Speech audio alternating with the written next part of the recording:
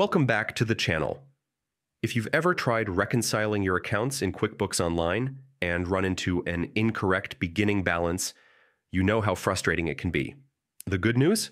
Fixing it is easier than you think. In this full 2025 guide, I'll walk you step by step through the process so you can get your reconciliation back on track. Let's dive in.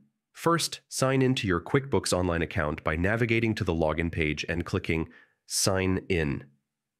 Enter your username and password, then hit Continue. Once you're inside, head to the QuickBooks Online dashboard. From here, open the Transactions tab on the left-hand menu. Inside Transactions, click on Chart of Accounts. This will show you a list of all your financial accounts. Next, find the account that's giving you reconciliation issues. Once located, click View Register to open up its transaction history. Now here's the crucial part. Look for the transaction labeled Opening Balance. This is where many reconciliation problems begin. If the number here doesn't match your actual bank's starting balance, QuickBooks will throw off your reconciliation every single time. Click on that opening balance entry to edit it. Carefully update the amount so it matches the correct starting balance from your bank statement or other internal records. This cross-check is essential. If the numbers don't match, your reconciliation will never be accurate.